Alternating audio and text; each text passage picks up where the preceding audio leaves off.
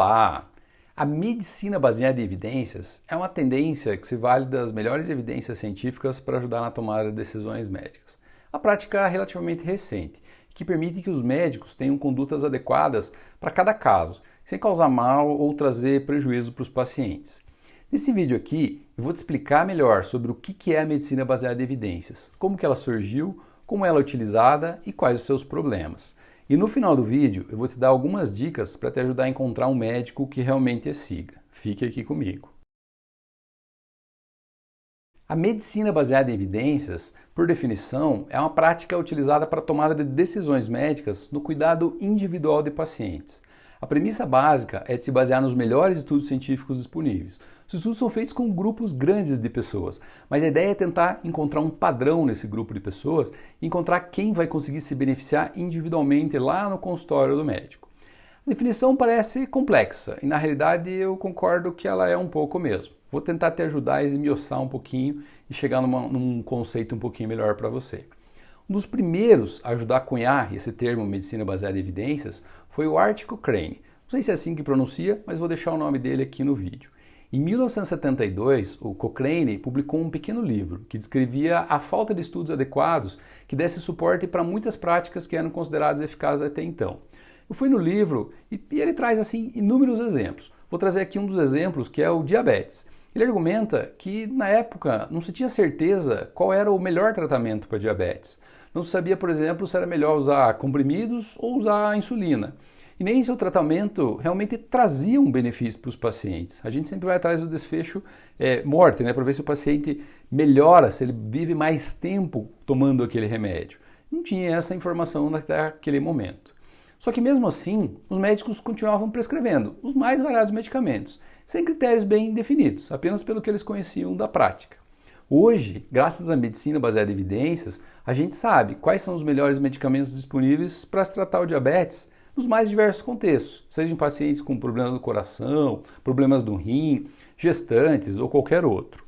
Antes do surgimento da medicina baseada em evidência, os médicos definiam suas condutas, os exames, os tipos de medicamento, a dose, qual tempo que vai usar, tratamento, se ia fazer cirurgia, que tipo de cirurgia, se o paciente ia ficar em repouso ou não, até tratamentos malucos tipo sangrias, entre inúmeras outras possibilidades. Eles tomavam as condutas simplesmente baseadas em suas experiências próprias, ou ainda no que eles aprendiam com seus mestres, os seus médicos que os ensinaram. A medicina era completamente dependente de um grupo de médicos e com o que se aprendia com eles. Era tipo assim um conhecimento passado de pai para filho. Ninguém tinha certeza se o tratamento, era o melhor. Simplesmente se seguia o que já estava sendo feito por alguém que tinha algum respeito na comunidade ou então conhecia um pouco mais sobre o tema.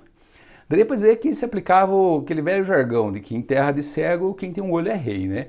Nesse caso o médico que sabia um pouquinho do assunto era o rei naquele caso. Apesar da experiência ser obviamente imprescindível, Cochrane e outros estudiosos perceberam que era importante avaliar os tratamentos empregados, de forma a tentar definir melhor a conduta a ser adotada, independente do médico ou de suas experiências particulares.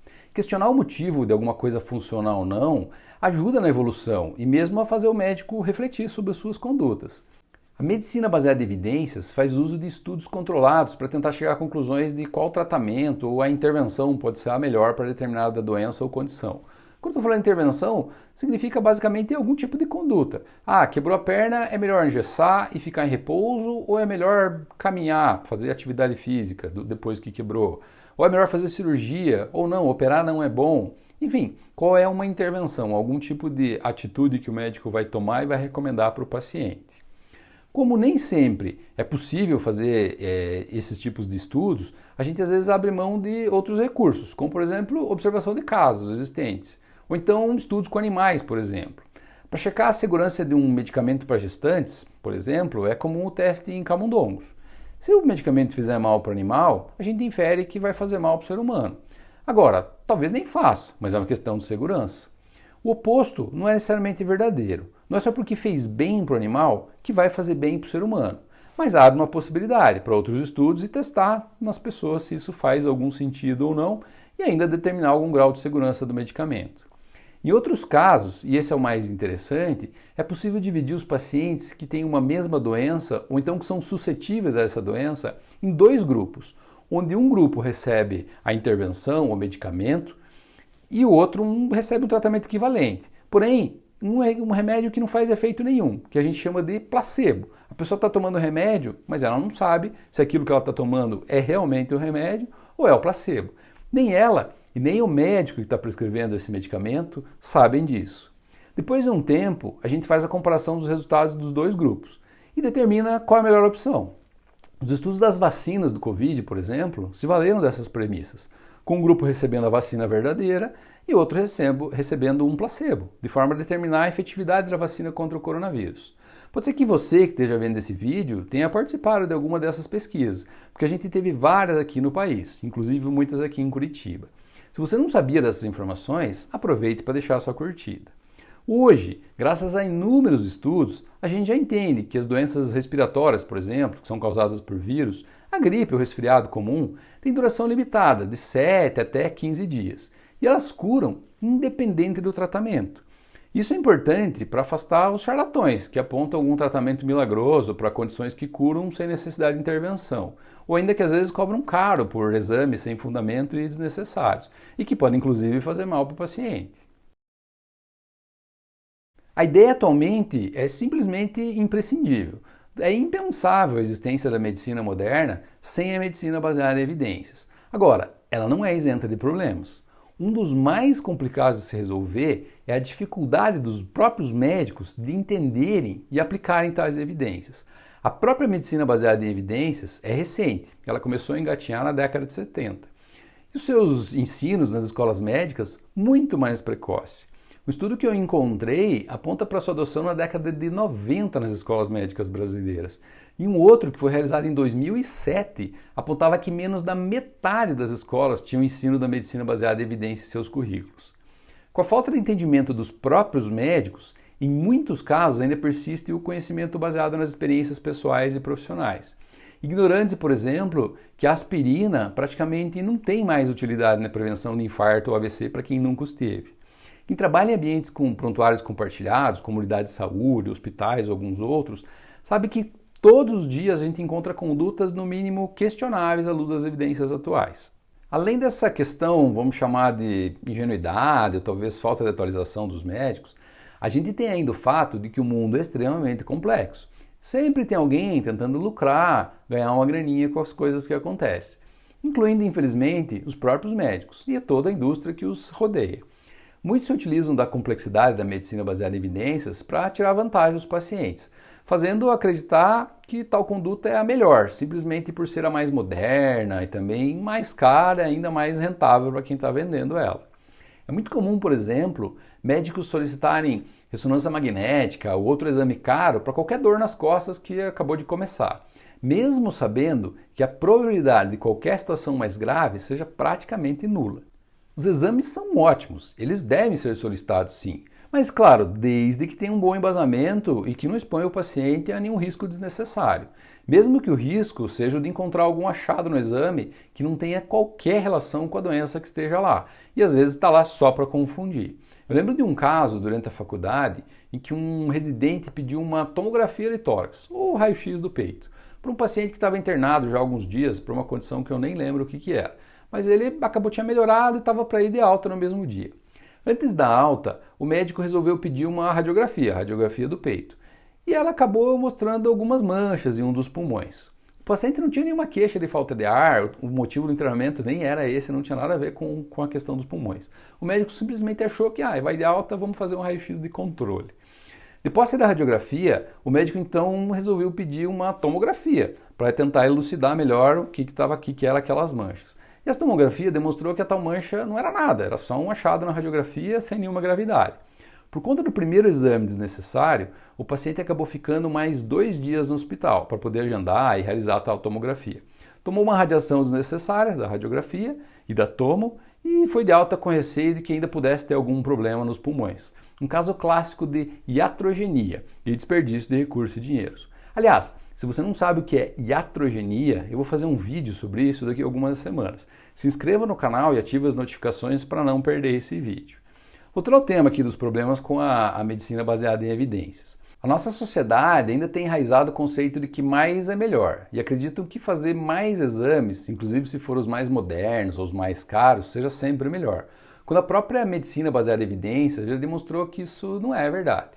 Infelizmente, muitos médicos também pensam da mesma forma e continuam alimentando esse ciclo perverso, pedindo mais e mais exames, de preferência os mais modernos e mais caros, ou então que vão resultar em algum tipo de tratamento que gere mais lucro.